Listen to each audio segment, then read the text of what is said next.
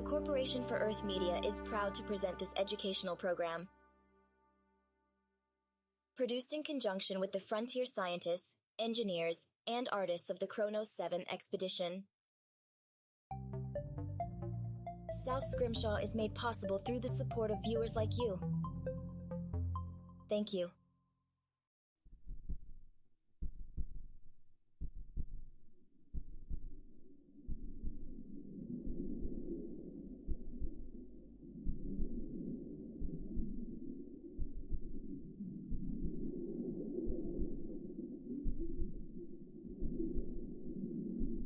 Hot sunlight shines through the veined membrane of an aquatic egg. It was once carried in deeper, cooler waters of a more northern latitude. Now it bobs freely in a subtropical shallow. The consciousness dawning inside is prodded alert in discomfort. It is a male whale calf, stirring with a newfound awareness of body. This pod has held him for 17 months, nurtured his development from a single fertilized cell. Now it can no longer support his life. The inflow of nutrients and oxygenated blood has ceased. A once comfortable cradle now pinches at his enlarged form. Pushed onto his own faculty, a suffocating urge to thrash wells up inside him. Yet he hesitates. A song booms from the world outside. The powerful low frequency vibrates through his whole body. With the certainty of deep imprinting, the calf knows who is calling. It is his mother. She is on the other side. He must join her. The shell containing him is now only a brittle husk, swollen with waste material and straining at the seams. Clumsy first movements form the start of the calf's motor awareness. The egg is evolved to rupture open along a central seam. A few thin cartilage bands are all that retain him. One more forceful effort and he will escape.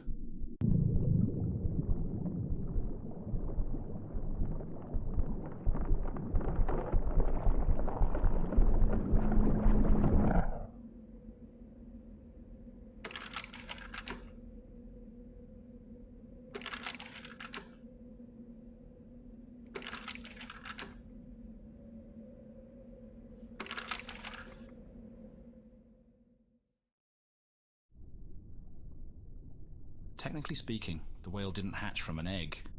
Egg is something of a misnomer. While there are known egg-laying mammals, none of them are whales.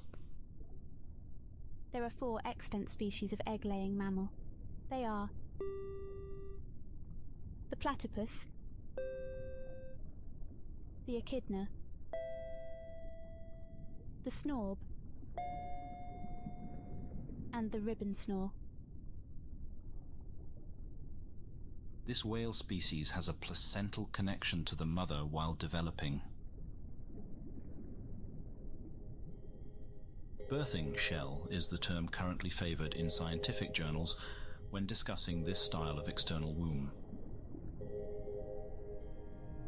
The outer cartilage folds backwards, shrinking the space inside and expelling the contents outwards,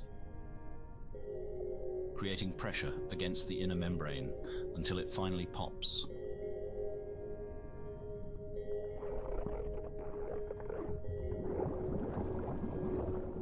The calf spills out into the open ocean. The world is a rush of sensory stimulation. The newborn is momentarily stunned limp. He comes to amid a dizzying flurry of life.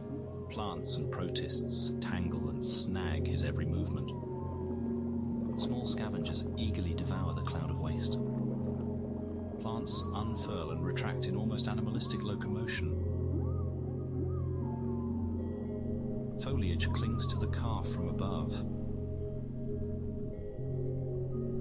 He swims deeper to escape.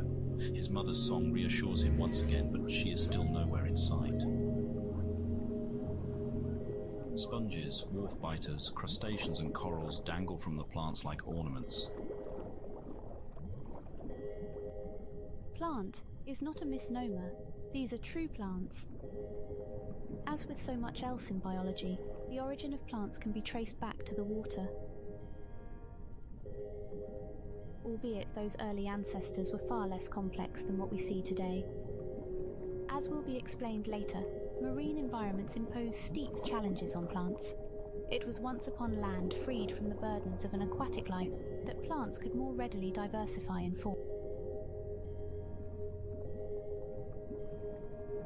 And it was also after that great proliferation of flowering species that some plants found it more favourable by the water and eventually returned to the seas. They are, in that sense, like whales.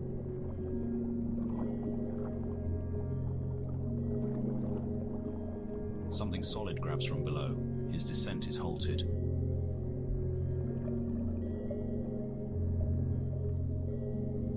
He is being lifted back towards the surface.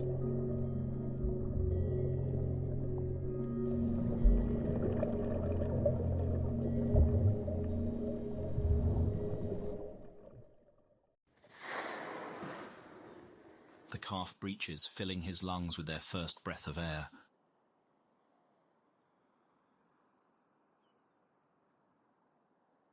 This is the breeding ground of his species. At the year's peak, this wide expanse fills with whales. But today our calf finds the surface empty, except for a very odd clump of plants.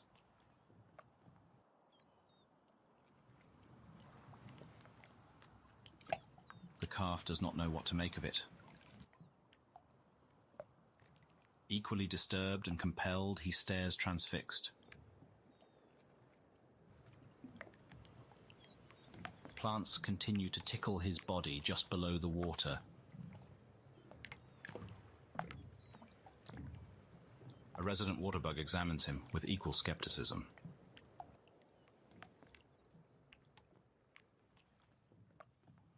Sudden movement atop the leafy mass catches his eye.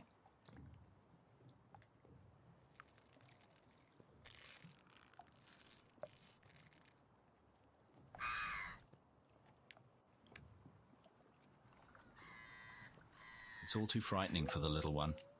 He retreats back under the surface. His overpowering instinct is to nurse, but he cannot. His exhaustion mounts and fear seizes him. He is lost. And as if sensing his weakness, tendrils begin to grasp at him.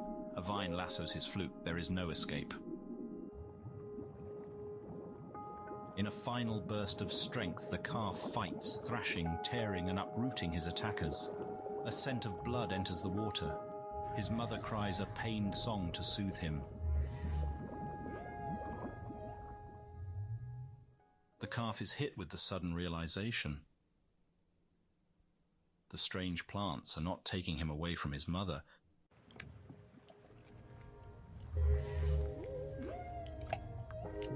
The strange plant clod is his mother.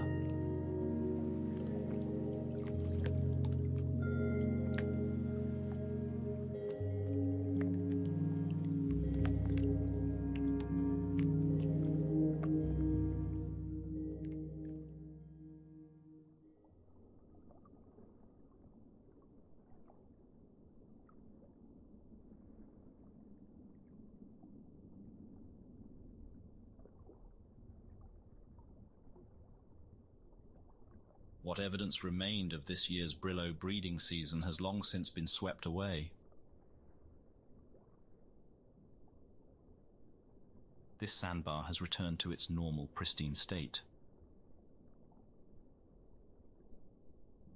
save for one unusual pile of rocks.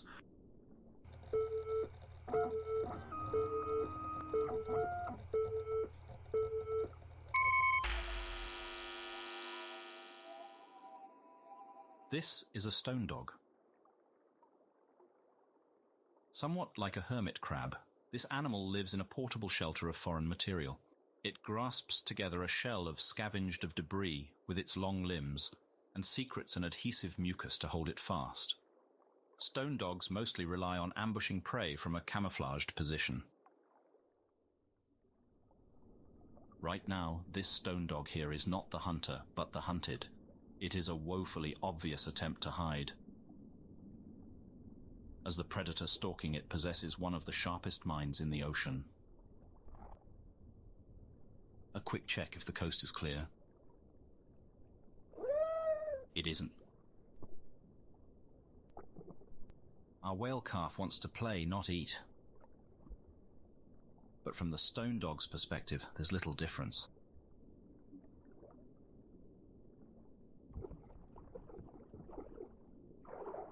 Since hatching, our calf has been a healthy and energetic specimen. Despite his late birth, no complications are detectable. If anything, his cognitive ability is showing swift advancement. He is very fond of holding his fluke above the water surface. Scattered showers are currently moving through the area. The calf has been emerging frequently for visual inspection since the rain began. He seems very interested in the weather above. A long call reminds him not to stray too far. Brillos have surprisingly keen vision above the water. The calf is quickly able to spot his mother. This is the farthest distance he has travelled from her. It is more than twice that of yesterday.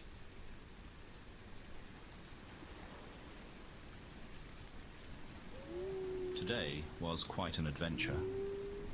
Now, reminded of his mother, all this bravery seems to evaporate. He is suddenly anxious to be at her side. He will bring her any interesting objects discovered while exploring.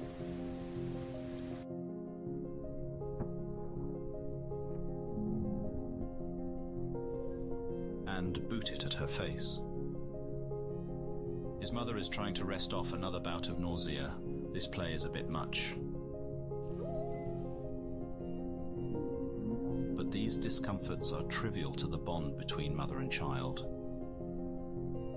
Our neural interface even shows a measurable relief in her symptoms during these interactions.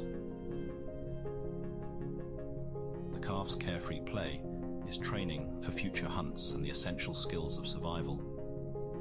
But it will be some time before he has to worry about earning meals on his own.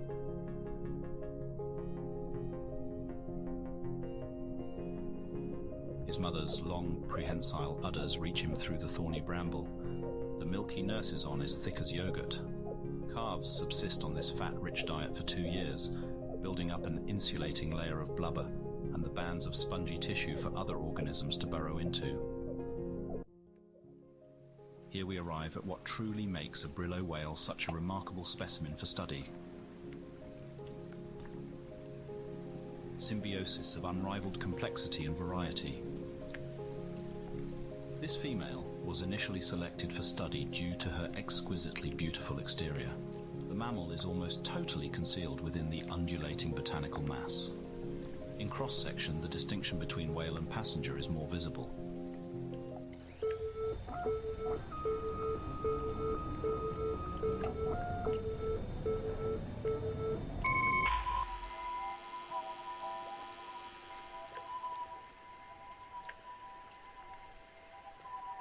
Unlike the stone dog shown earlier, this is not simply an external attachment of foreign material. The Brillo whale has an intimate connection to thousands of other living creatures. The whale chooses from among a variety of partner species and offers real estate within designated regions of its body.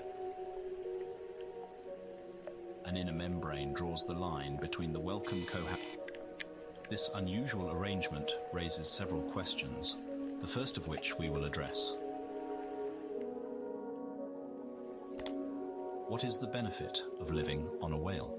To help us illustrate the principle, we will be assisted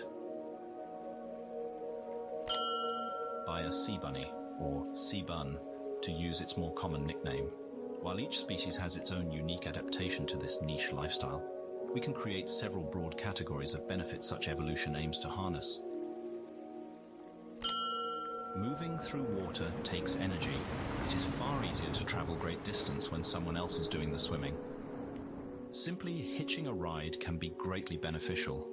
For example, one species of crab only lives on Brillo whales every other generation and uses whale transportation to greatly expand its range. Unless one is the apex predator, the threat of being eaten is an ever-present reality. If one lives as a potential meal, it is very important to be the least desirable, most difficult of meals. Finding alliance with a giant beast and living under its protection creates a very effective deterrence. It's always still possible to be eaten, but hunters now risk facing off with a leviathan. Some partnerships are more proactive. Certain shark, skates, rays and scarps have formed hunting partnership with the Brillos. They help find and catch quarry, then share in the feast. Pack hunting allows the Brillo to take down larger and different sorts of prey. The blood or waste of Brillo whales can also provide a source of nourishment. This not offered freely. Obviously, a Brillo whale cannot stand to be eaten alive. An Earth parallel is an oxpecker bird on a rhinoceros. The bird may drink a marginal amount of blood while it cleans off ticks. It's a fair trade for the rhinoceros, as the tick is the far greater threat. So too will a Brillo whale expend blood in a beneficial relationship. In several instances, living on a Brillo has evolved into part of an organism's life cycle, and the specific conditions regulated in a Brillo's body are required for a new generation. In some cases, this goes even further. With the biology of the two species becoming so enmeshed, it is unclear where one ends and the other begins. But these instances are rare. Our research team is very interested if these extreme cases represent a functioning system, or the all of these riders taking in small amounts adds up to a great expense for the host. This prompts the obvious next question. What does the whale stand to benefit from this arrangement? This is more complicated to respond to. There seems to be as many answers as there are Brillo whales, as there is spectacular variety among Brillos. For now, let us approach the answer with specific examples from this mother. The most prominent feature along her body is the wide variety of photosynthesizing organisms. The whale is, of course, not an autotroph producing her own energy from sunlight. But the specialized sea flora pays rent by sharing some of their sugars into her blood. When light is low, roots ferment and alcohol is also created as a byproduct.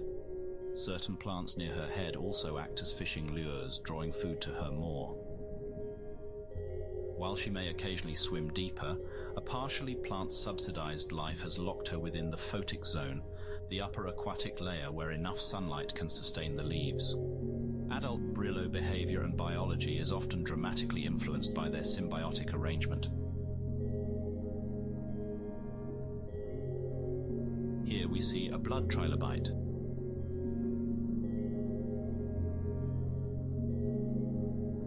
This is not an invited guest. A long needle-like proboscis pushes down and taps a vein.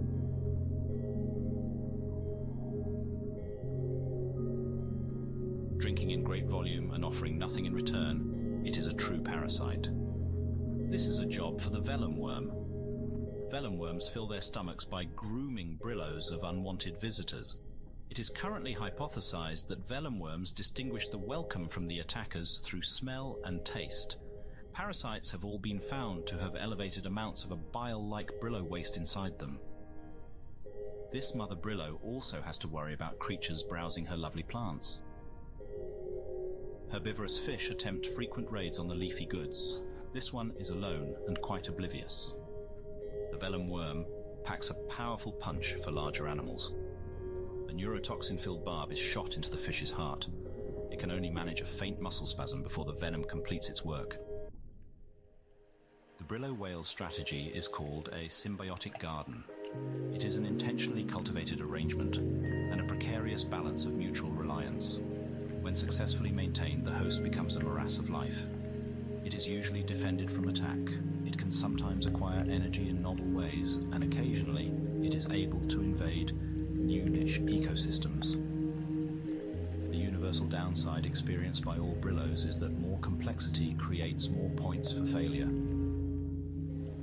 An adult Brillo's life is dominated by the struggle to groom a semblance of order into increasingly overgrown flanks. To a simple calf, these adult problems have yet to enter his mind. Today he has found his mother's leaves serve as fun streamers to play with.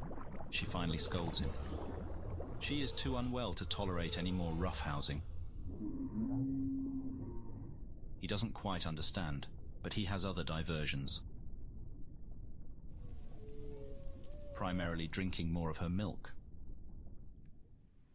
Given the complexity of Brillo anatomy, even small health problems can swiftly spiral out of control. This female experienced complications while giving birth. There is the potential for the situation to worsen. A thorned branch has become ingrown, puncturing through both the layer of protective outer muscle and the cuticle barrier. This had begun prior to calving, but her contractions to extend the womb also caused the plant shard to stab deeper. The spikes are now in contact with her intestines. Fortunately, there is no puncture yet. The site is inflamed and white blood cells flood the area. The immune system unmistakably identifies this as an injury. We can witness her stiff reluctance to move and read a jolt in brain activity when she's jostled. It must be greatly painful. The greatest danger right now is a tear of the intestines, which would certainly be fatal. There is reason to hope. Our scans also reveal that she has recovered from a similar injury in the past. Perhaps Brillos regularly endure such ghastly wounds. Perhaps it was the safety of the Brillo herd which afforded her enough time to convalesce. Certainly her odds of survival will be boosted greatly if she is able to make the long swim back. For now, she is still well enough to care for her newborn, though doing so must be exhausting.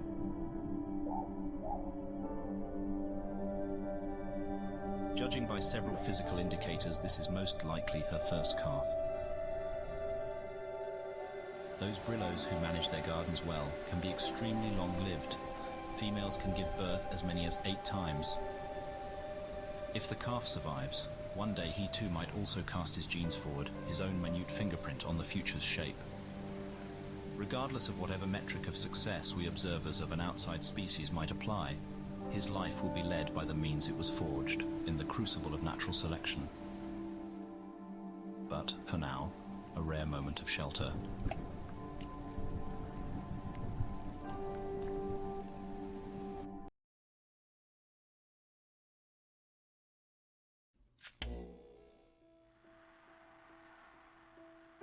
This is a simplified map of the local ocean topography. The deep blue represents a fault line, the planetary scar where 2 tectonic plates meet. As with Earth, this land is a moving crust atop a globe of molten metal. The planet-shaping force of subduction pushed ground up above the sea, creating what is now named the Chartreuse Archipelago. The island chain runs for about 870 kilometers, drawing a ragged line away from the continent.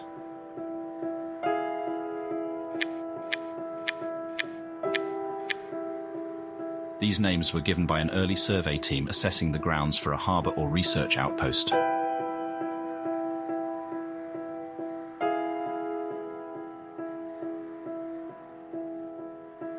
The body of water created between the Scrimshaw Islands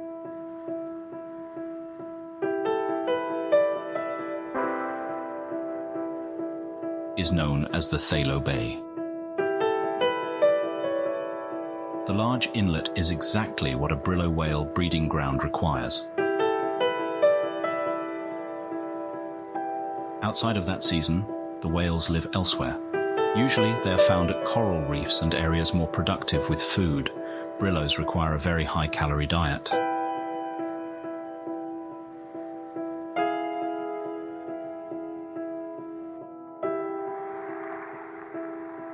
We now find our whales here, at the border to the Great Vathis Ocean. It is a bright day in early autumn.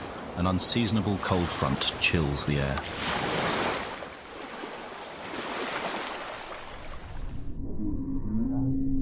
Below the surface, we find our mother bracing for the journey. Judging by her mobility, her health has much improved. The delay is likely not related to her recovering wounds. The distance between the Tharlo Bay and the southern reef is inhabited by many large predators. Many brillo calves are taken in these waters. Her loud songs are searching for another brillo's response. She has been making these calls since before dawn. She does not want to make this journey alone.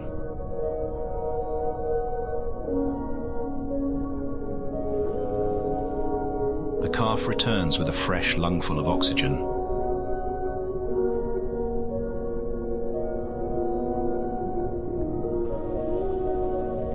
And quickly retreats back to the bramble under his mother. For once, he does not need to be told to stay close.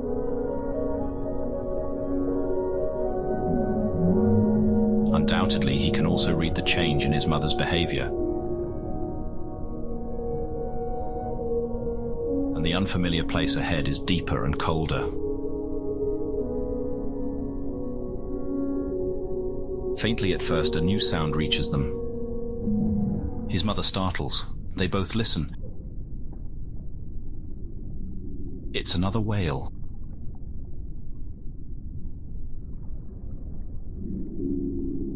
A brillo whale, and it is getting nearer. Our mother booms a reply back.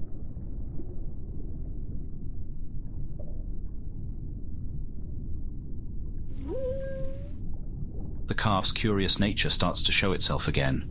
He has yet to meet a brillo besides his mother.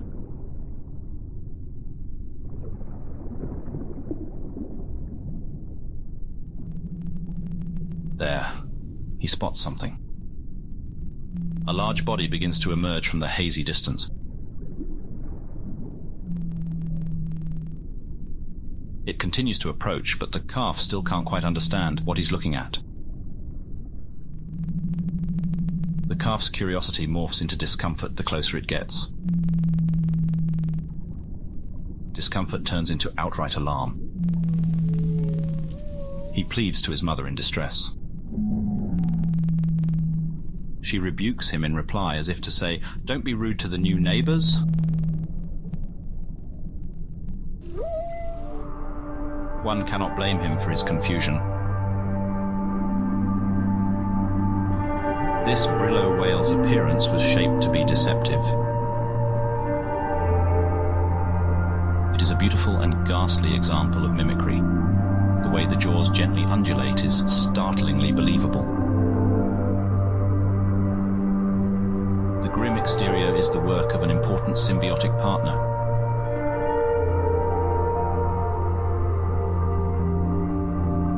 The weaver lobe. These prodigious builders turn their colonies into terrifying scarecrows by spinning and sculpting osoma. Osoma is a long-chain polymer found in great abundance here. It is totally novel to our researchers. When soft, it is similar in texture to a neoprene diving suit. In its stiffest state, it resembles the chitin shell of a beetle. A second documentary team is currently compiling all of the latest discoveries.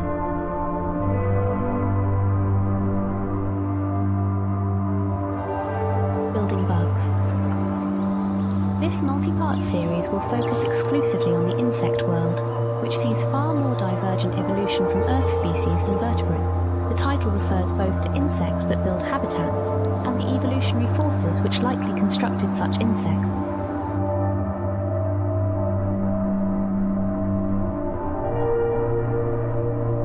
Until then, we hope our simple introduction to this material suffices.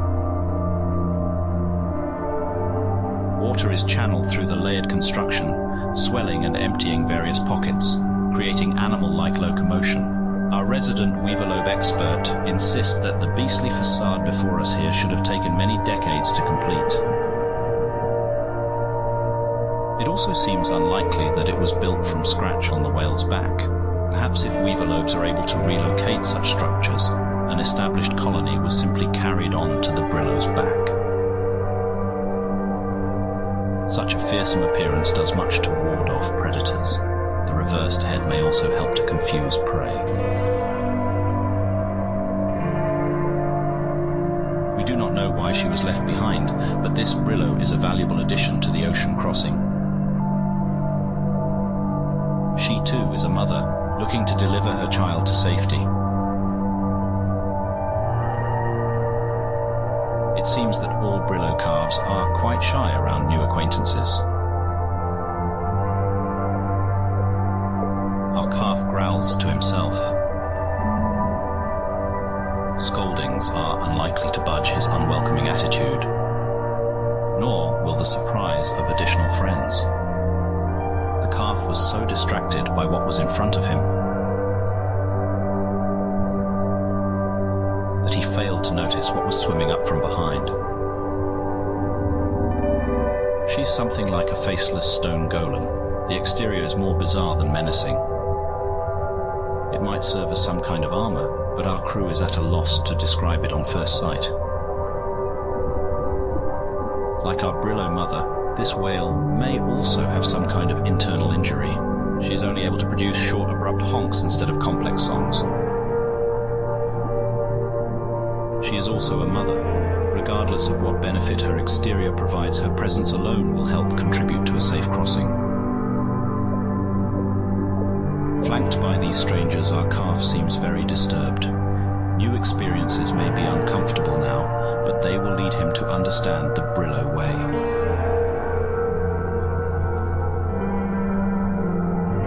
His mother jolts him forward with a shove of her branches.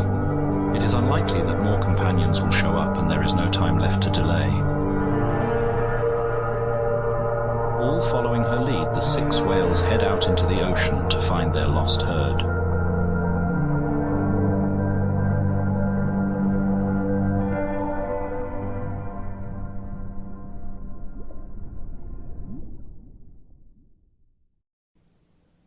The pod is now 57 kilometers from the Great Southern Reef. This is the final leg of their journey, and their path crosses over a wide abyssal trench. The parent whales set the pace at a rigorous 6 kilometers an hour. They swim in a typical defensive formation, though with only 3 adults, it is not possible to fully encircle the youths.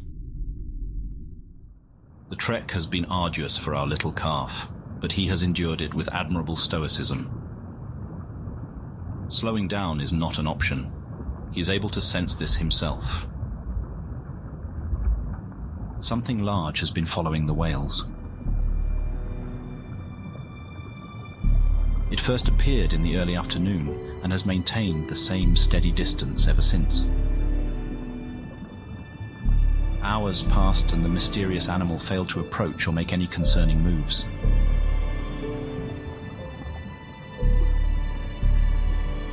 The calf's fear of the unknown was slowly overtaken again by interest in his new Brillo companions. The stony-skinned mother whale and her calf now swim to his left flank.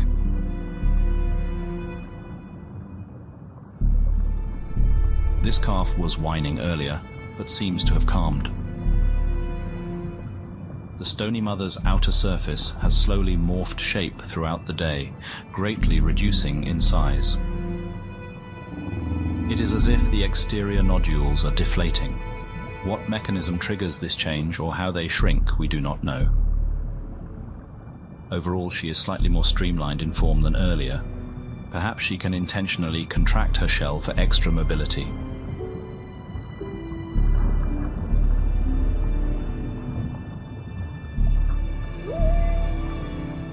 Our calf doesn't know what to make of her either.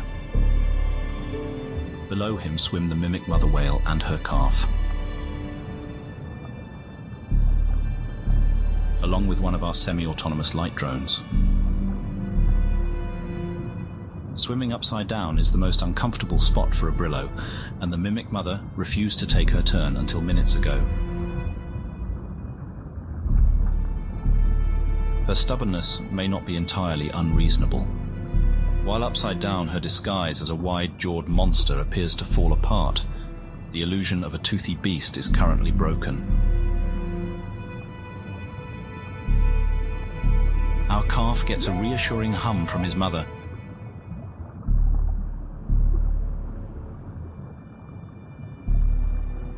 This always seems to quell his unease. He is safe within her nest of thorns. He must focus on swimming. But it's hard to ignore that ominous thing in the distance. This is a penumbra shark. It is the fastest marine animal on the planet. For the penumbra, 6 kilometers an hour is a leisurely pace. It could comfortably stalk the whales days on end. An apex hunter, patient with experience, it will preserve all possible energy for an opportune strike. Very much like a sailfish, penumbra sharks have a large dorsal fin along their back. This is kept retracted until the moment of attack. With several flicks of the tail, it vanishes from sight. Panic overtakes the whales and the defensive formation immediately breaks apart. Our calf looks down. The mimic mother has abandoned her post. Nothing stands between our calf and the open abyss below.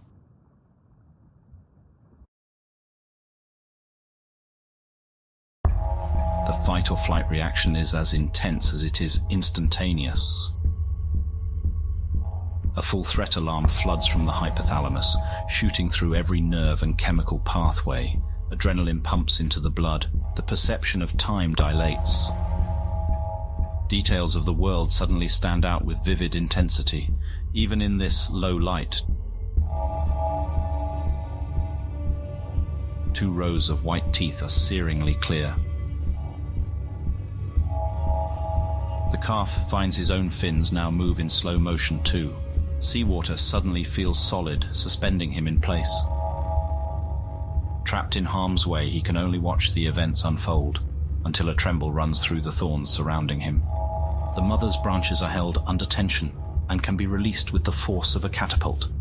She flexes, cords snap, and in an instant the calf is swaddled in protective barbs and makeshift spears. The shark senses the change, and shifts the attack direction to the stone mother's calf, who is exposed and helpless.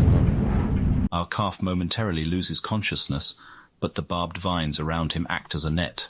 His mother whisks him away with her. As our calf comes to again, he finds an awful scent filling the water. He looks back to see what happened to his travel companion. The sight horrifies. It is the reality of predation from the perspective of the prey. Because of his mother, our calf is the survivor, and not the cautionary example for others to learn from.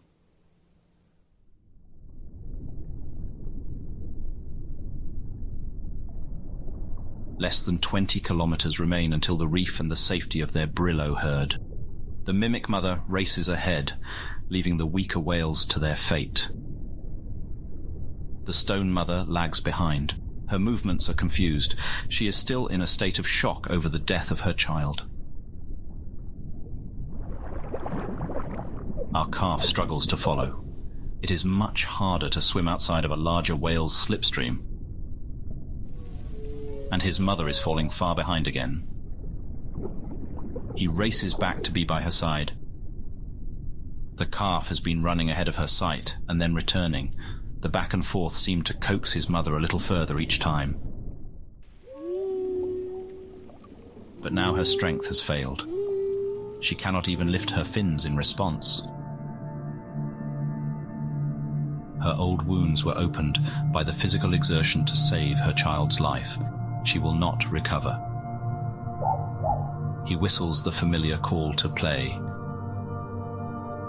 There is no more response. She has finally slipped from consciousness. She cannot remain with her calf any longer. He continues to press for a reaction. Desperation compounds the grief. At this age, calves are completely dependent on a mother's milk and protection. With nowhere to go, the calf remains at her side. The research team witnesses the mother's final pulses of electrical activity fade and extinguish.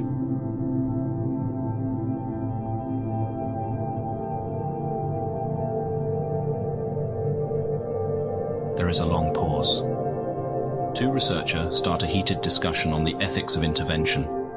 But before any consensus is reached, the argument is interrupted by a low rumble over the hydrophone. The Stone Mother never left the area. She watches our calf from a distance.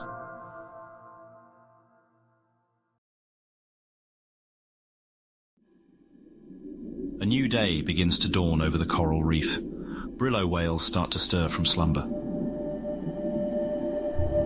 Together, the Stone Mother and our calf have arrived safely. Though physically and emotionally depleted, neither has found any sleep. The calf gorges on milk, famished from the previous day's ordeal. This adoption in the wild may be extraordinary to witness happen, but acts of apparent generosity have not been an uncommon sight to anyone following this intensely social species. The Stone Mother's exterior appears to now be fully deflated. We can see a more familiar shape underneath. It's the outline of a young female whale, quite small in size for an adult specimen. She has saved our calf from certain death. Perhaps our calf is helping her continue on too. The young whale finally slumbers. It is good that he takes the moment to recover while he can. He will need the rest. In the morning, he will awaken to an overwhelming new world.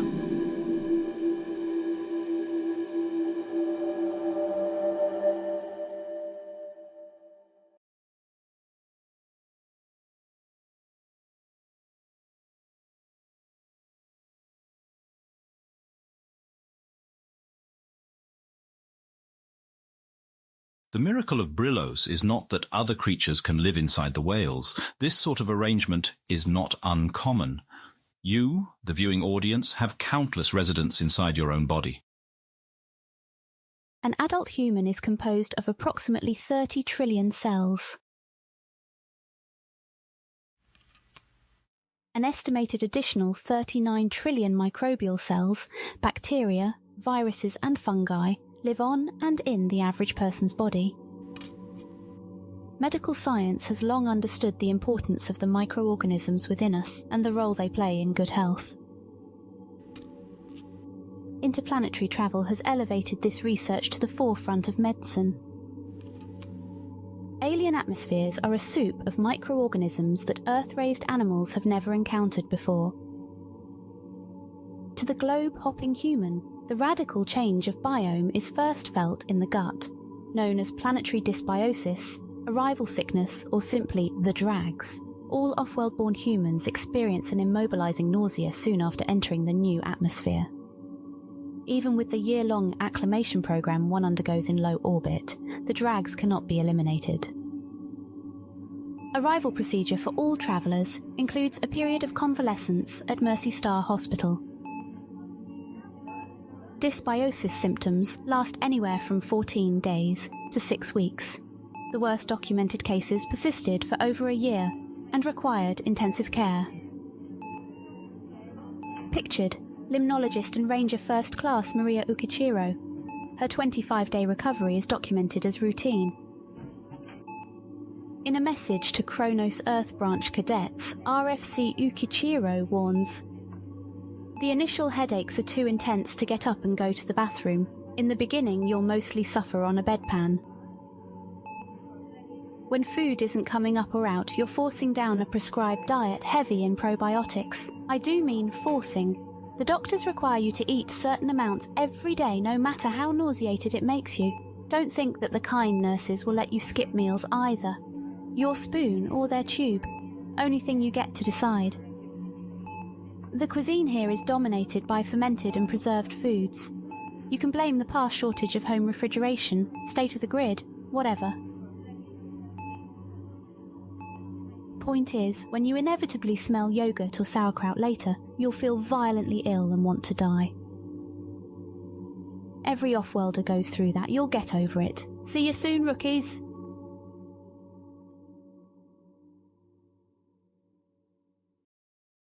The miracle of Brillo whales is their ability to pick and choose their occupants. Our whale will now begin this process of selection. Providing a backdrop for the next chapter is another amazing marine animal whose colourful anatomy can construct whole ecosystems.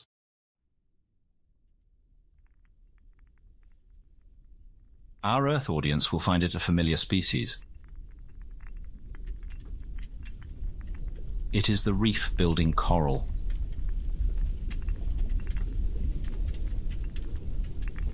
A bikini fish gently picks her way along a mountainous path of calcium carbonate exoskeletons.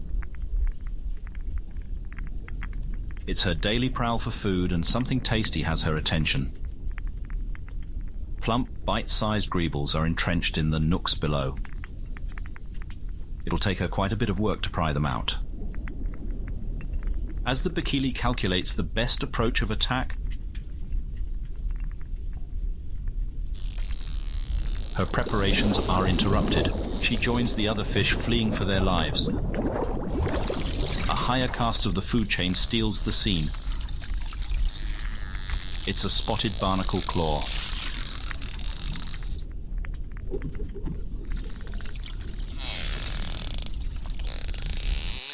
One powerful yank extracts the entire colony hiding below.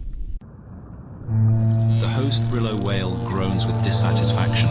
This isn't a meal fit for a leviathan. They will continue browsing for something more substantial. Our whale watches the drama unfold from a safe distance, somewhat perplexed. In the 6 years since we last rejoined him, the Great Reef has not run short of new surprises. From near and far, one can hear the calls of unknown brillos bounding off these cavernous walls. At least he still has someone familiar to rely on. His adoptive mother is usually out of sight, but never too far away. She has changed quite a great deal since we last saw her. Perhaps in response to the Penumbra shark attack, she has undergone a zealous application of eye spots to her figure. While not as outwardly apparent, our young whale's body has undergone an even more radical change. His skin layers and immune system have fully developed and are ready to host other species. This dermatological puberty is the crossroad. He must decide what sort of Brillo he will become. How does a young whale make such a crucial decision? The choices are overwhelming, the combinations are infinite, and mistakes are fatal. One way to ensure future success is to replicate past success. Brillo youths find a welcoming adult and attempt to fashion themselves in their likeness. The older whale assists with offerings of seeds, eggs, larvae, and other materials needed to begin the garden. The younger whale remains close for the years after, learning new behavior from the adult. Not every option available to a young whale is desirable. This old-timer is welcoming, but our whale is visibly uncomfortable. It isn't hard to imagine why, but on the other hand, another young Brillo might happily accept this body plan. What shapes such individual preference? Realistically, there are far too many influences to chart, but from our limited data, there is one factor that stands out. We estimate that half of Brillos choose to replicate their own mothers. Our whale displays this preference towards his biological mother.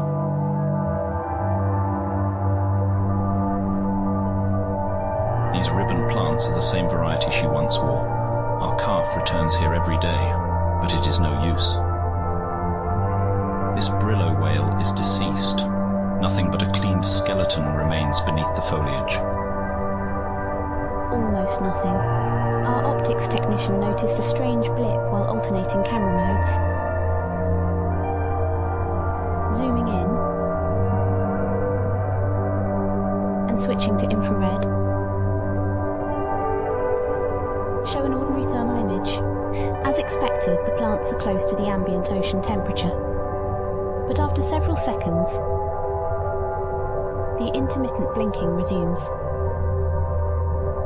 This is an older model IR strobe, typically worn attached to the helmet or vest for identification in emergency situations.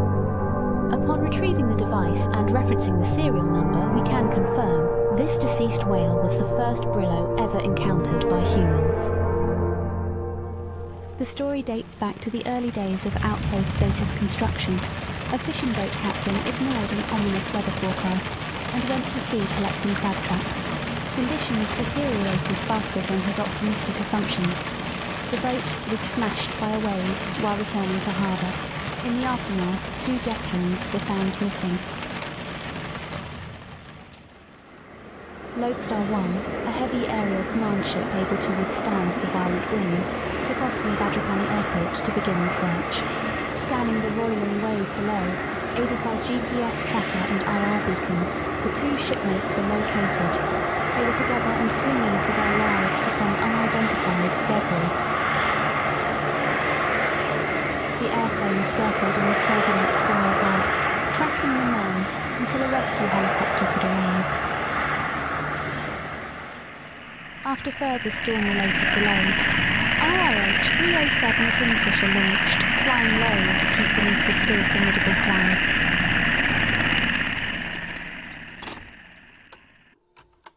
The following are archive recordings from that day.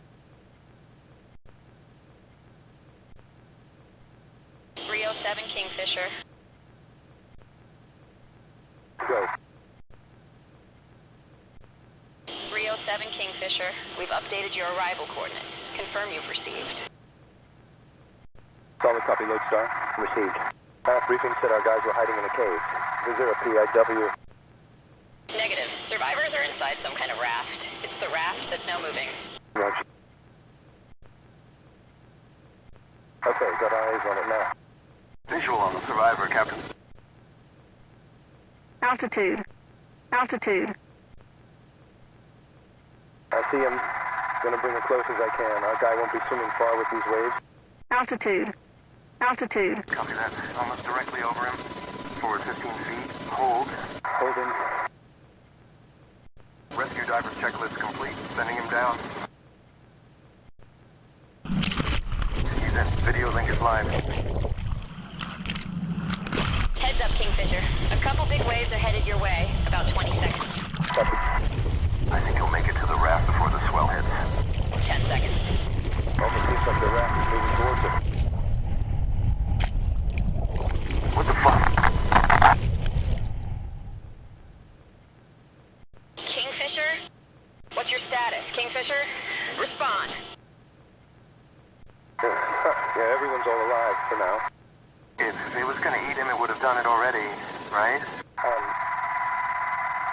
Let's get them in the chopper before we find out. There's another one. Great. Lodestar, any thoughts? Felix, I don't think there's any protocol for this in the handbook.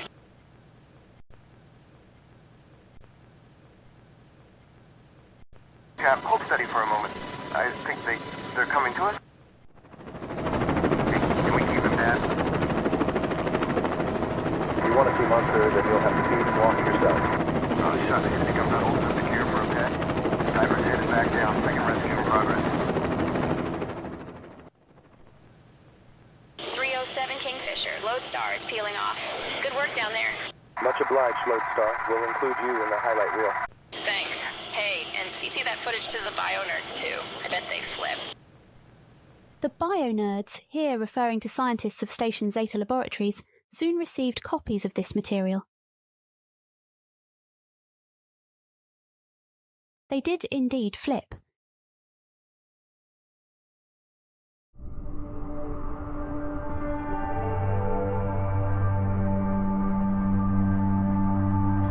While it is interesting that the garden can partially survive on, none of it can be transferred without the living adult to help.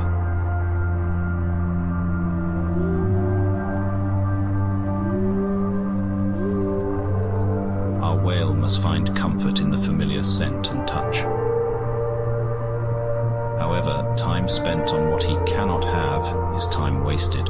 Waiting too long to start a garden could bring other health complications. He will have to move on. Our whale goes on a search for another plant-based Brillo. For reasons unknown, such Brillos are conspicuously absent this season. It seems as if anything resembling his mother has migrated elsewhere. One single exception is discovered. And and he is a spectacular example of aquatic foliage. The shaggy coat is as full and beautiful as the late mother's, but not all Brillos are welcoming. Day after day, he tries to draw the adult into play, and day after day receives the cold shoulder. The adult flatly refuses to acknowledge his existence. This male has tunnel vision on the single purpose of mating. Babysitting is not on the agenda. We watch an attempt to woo a female fail pitifully.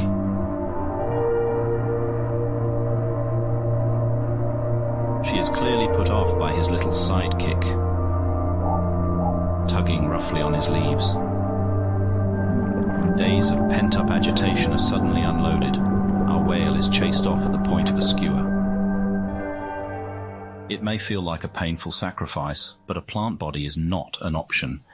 There's a dizzying amount of other choices remaining, and one of them will have to do. Another morning dawns. The nocturnal animals have returned to slumber, and the frantic energy of diurnal animals resumes.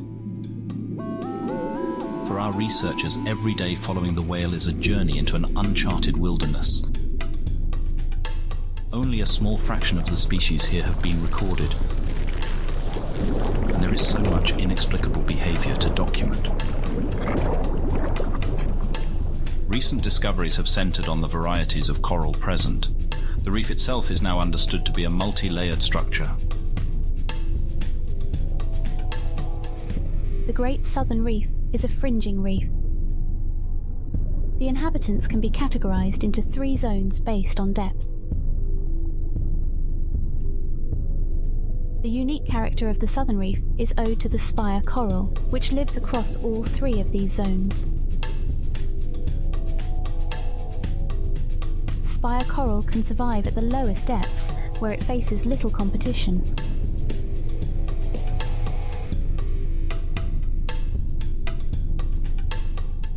Once fixed to solid ground, spire coral stack atop one another, upwards towards the sunlight that will fuel more productive respiration.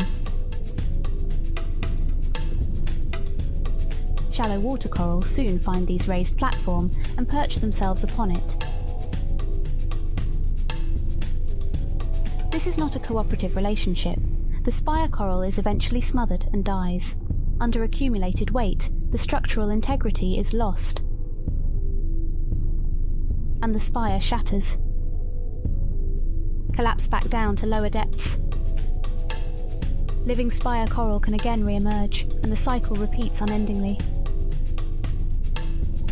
This constant tossing and turning creates a porous and dynamic landscape, veined with small tunnels and dotted with caves.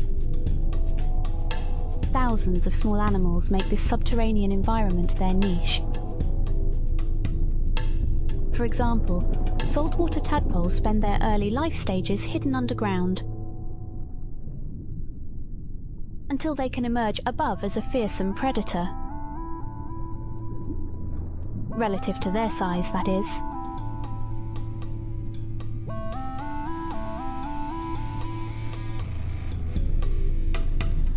Progress and knowledge march forward through tireless work, but we often share in our young whale's bewilderment. Who is this? What is on his head? What is going on? We do not know. Our whale runs away, and we simply follow. One afternoon, it seems our young whale's persistent searching has been rewarded. A loud song heralds him from the distance. A Brillo hunting party returns. Their high spirits means that all had a good kill.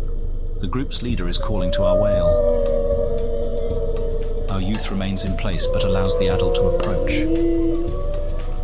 These whales are sophisticated pack hunters. The chowper, a stupid but friendly shark, totally accepts the Brillos as their own. Compared to the painful transmogrification other Brillos endure, this silky costume is minimally invasive and provides maximum returns. And it's a plant. This successful symbiosis strategy is limited only by the pack's willingness to share it with others. An open invitation from the leader is a golden opportunity. Something isn't right. Our whale is fixated on the chowper.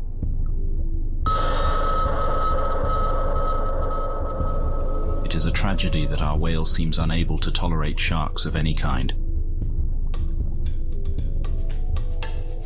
He flees.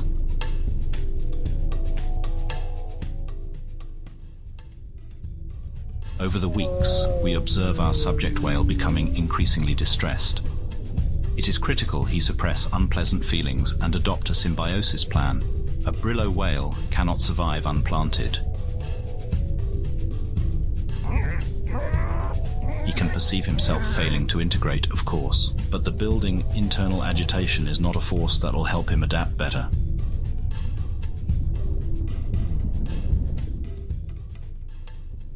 Autumn draws to a close. Several new varieties of Brillo begin to arrive from colder latitudes. These are mostly hunter archetypes who can live a life less dependent on the reef's concentrated bounty. A camouflaged whale waits for prey to swim near. Active camouflage, or adaptive camouflage, refers to skin coloration that can rapidly shift to match a changing environment. These octopus have linked their tentacle nerve endings together, allowing them to network visual information between all bodies. The swiftness and precision of these changes exceeds any. They are not the only example of animals here possessing very advanced skin chromatophores. Researchers hope to understand why they have evolved in more sophisticated fashion than their Earth counterparts. While this documentary is restricted to its limited mandate, we believe in good faith that the following question is unavoidable and must now be answered. Why would a species on another planet have an Earth counterpart?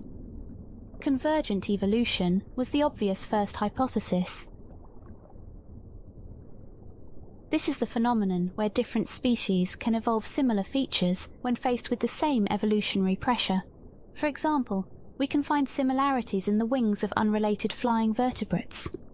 While this obviously still holds true, it is not the answer to our question. This lizard looks like an Earth chameleon. This whale looks like an Earth whale because they share a recent common ancestor with Earth animals. The true answer is directed panspermia. It is the mark of an educated mind to be able to entertain a thought without accepting it, so Aristotle advised us. In that high-minded spirit, we can look back at Francis Crick as one of biology's fearless thinkers. He is best known for his work with James Watson, uncovering the structure of DNA more than a century ago. This earned them and Maurice Wilkins the Nobel Prize in Physiology or Medicine in 1962. He was also uncomfortably acknowledged by 20th century colleagues as a proponent of directed panspermia, that a deliberate extraterrestrial origin to life on Earth should be taken into serious consideration. While Crick's hypothesis fails to match our current best understanding, his unorthodox thinking landed him closer to the truth than any of his contemporaries could have believed. Francis, do you think we were lucky to have solved it? Or was it real brainwork? Well, I guess we were certainly lucky, and of course you give the impression in your book, Jim, we didn't really do too much thinking, but we were lucky, I think, for two reasons. We were thinking about the problem at the right time, and then the two of us, by collaborating, when one of us got on the wrong track, the other one could get us out of it. But if I thought there were three chains at one stage, you were sure there were two. If you thought that the phosphates had to be in the middle, then I would be the devil's advocate and say put them on the outside. And I think this is very important in solving structures of this kind, because the difficulty is that you've got to give several logical steps, one after the other. If you go wrong, you get one person gets too fond of their own ideas. I think another thing which helped us in our collaboration was we weren't at least afraid of being very candid to each other, to the point of being rude. And if you don't have constant interchange and chatting together and saying what you think of the other people's ideas to their face, I don't think you can solve problems of this kind.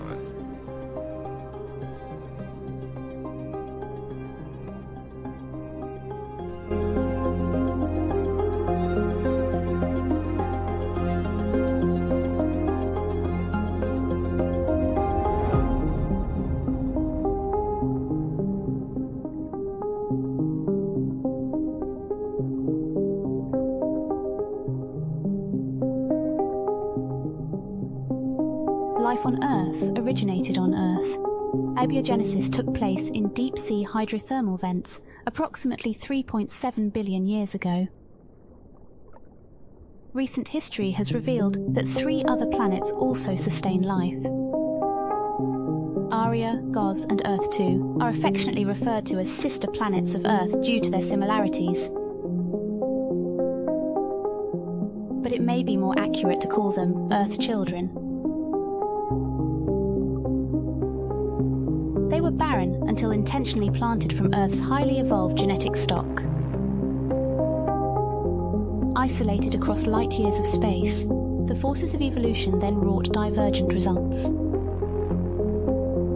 Along a different but always familiar timeline, all 3 bloomed into wonderful new cradles of complex life. This brief summary does not do justice to the incomprehensibly convoluted and ongoing work of planetary curation, but suffice to say, even the professionals struggle to grasp a simplified understanding.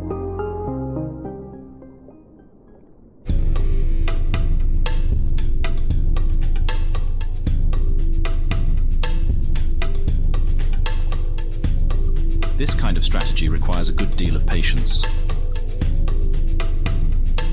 Our whale, sensing the hunter, swims wide. The camo whale politely hails him. Other Brillo whales aren't the target of his trap. Our whale replies with mistrust and leaves. Something is wrong. Our whale's once irrepressible curiosity has grown increasingly muted. Even wonders like bioluminescence provokes no reaction. These lamplighter fish are practicing their jousting in preparation for the annual mating competition. The event is soon. It's only a one-night affair, and they will all die immediately afterwards. We think it would be quite the enriching spectacle. But the fish seem to be of no interest. Our research objectives all involve how a planted Brillo changes gene expression throughout its life. An unplanted whale is no use to us. There is a fear that our biometric implants have been invested on a losing whale. When a gene pool is too small, there is no way for a population to discard deleterious mutations. Without sexual recombination, offspring will have at least as much mutation as their parents. The errors simply accumulate. Muller's ratchet describes a process of irreversible decline, where each generation is one notch less fit than before. Can all the higher intelligence or wisdom of the universe provide salvation if one's very genetic code is winding down to destruction? The Kronos project is a late-hour rewrite of a complex genome. It is an attempt to engineer a viable escape from an extinction vortex. Humans, still a robust and healthy animal, are conscripted to provide a variety of labour, which our forebearers have grown too enfeebled and small in number to handle themselves. Of course, we do not do this work without our own motivations. The fruits of this labour could change how we understand illness and ageing. But that final objective, to fundamentally decouple our fate from natural machinations and assert the reins of technology, is still widely contested. In contrast to other human enclaves, the Constitution of Aria proudly allows this debate to take place in open forums.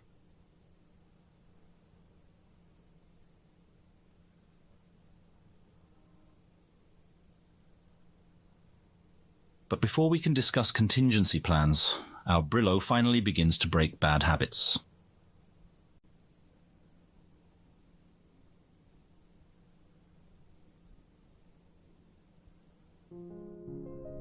This unknown youth has snagged a lamplighter and presents it now to our whale. Perhaps he was enthused to share his catch and our whale happened to be closest. Brillo interactions can be opaque, but these two have clearly hit it off. For once, our whale does not withdraw.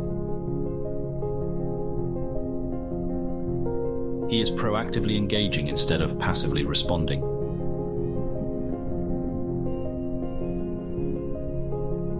It's a much welcome scene, but it begs the question, what changed? What external factors could have contributed to a more outgoing posture?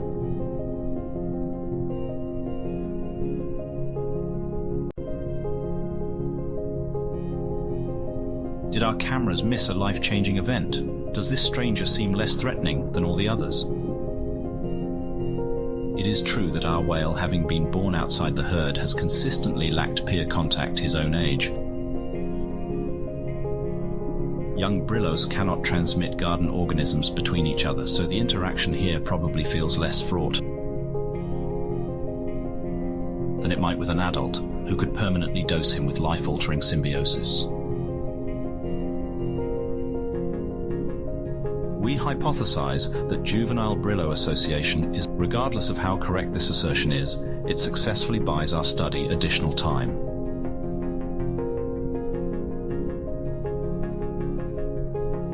The two whales spend the rest of the day playing and are still chasing fish together when we leave them.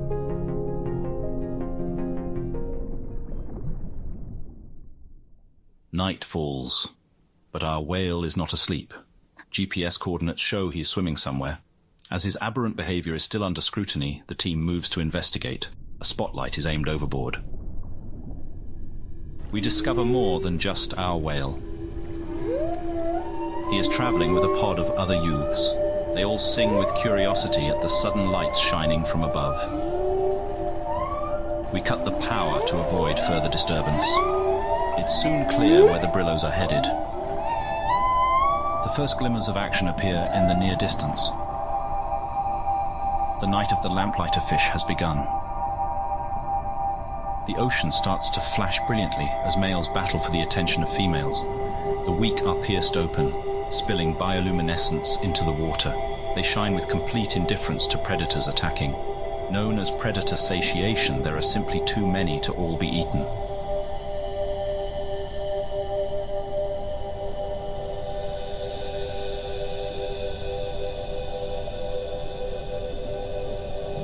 His belly full of glowing fish bits, our whale watches the show reach its climax. It seems like he'll be up all night with the others. Confident in his safety, we recall our camera drones to finish their scheduled recharge.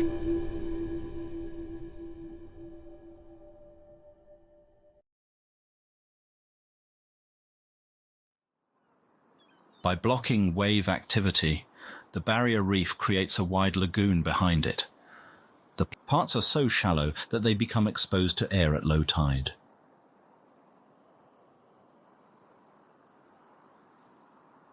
At high tide, other areas are deep enough for a troublesome young whale to get lost in.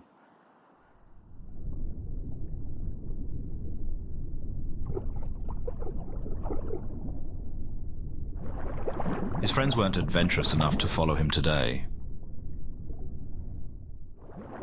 And for good reason, as our whale realizes once the water level starts to drop again.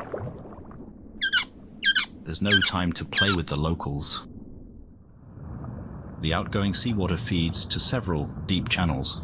Whisked through the trenches, our whale rides the rip current to safety, with no control over where it's taking him.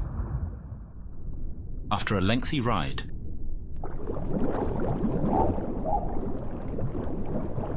he is spat out far from where he began. This is the end of the Great Reef. It's exposed and dangerous territory, but our whale can't help himself from having a look around. There's a sudden realization that he's being watched. Something is stirring within the cave behind him. It's another Brillo whale. Our whale approaches, but there is no friendly greeting.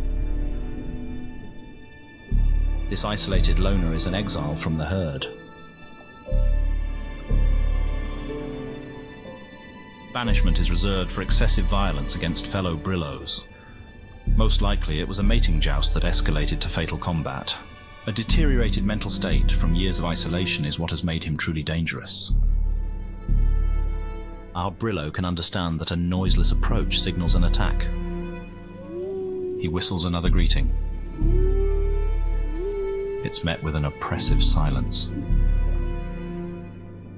The crown of a shark's jaw attests to this whale's staggering strength. But his secret weapon lies inside the crow's nest atop his hardened armor.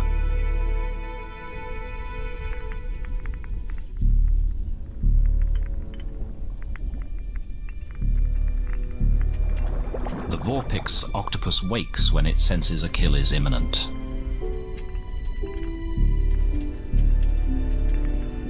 He serves the role of a hunting partner who swims in advance. Usually it latches over the eyes of prey and attacks with its serrated beak.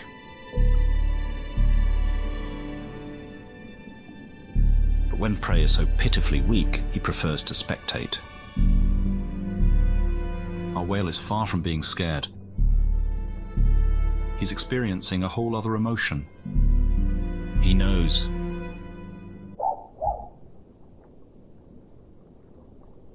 This was unexpected. Abandoning caution, the calf sings and plays like he's found a new friend.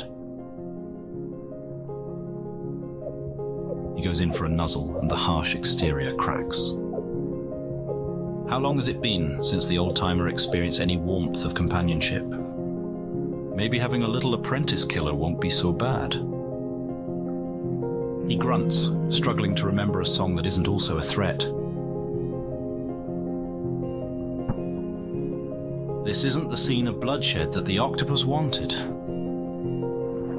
It seems he's witnessed this cycle once before, as he knows what must be done. This animal is negligibly senescent, meaning it expresses no evidence of biological aging. It's one of the only long-lived cephalopods that has not been culled. Our researchers suspect this octopus to be at least 4 centuries old, and cephalopods who survive so long possess a devious intelligence.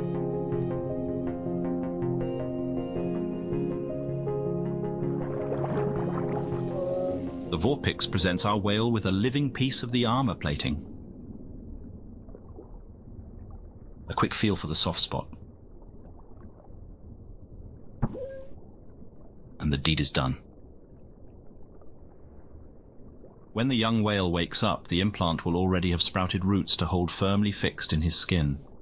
With this major milestone now documented, the mobile lab departs and will not rejoin the whale again until his adulthood. Implants will continue to transmit information about his physical development for a 20-year remote observation period. This also ends the documentary team's access to the whale and concludes the first phase of our project.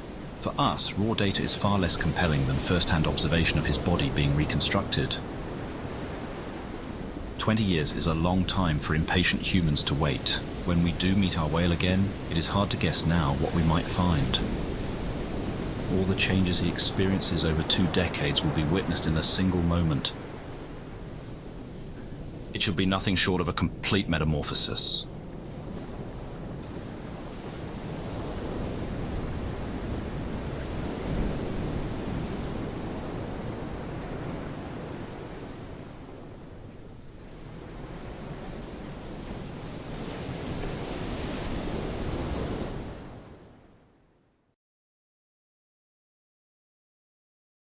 This concludes South Scrimshaw Part 1. Please keep designated channels open for the transmission of Part 2.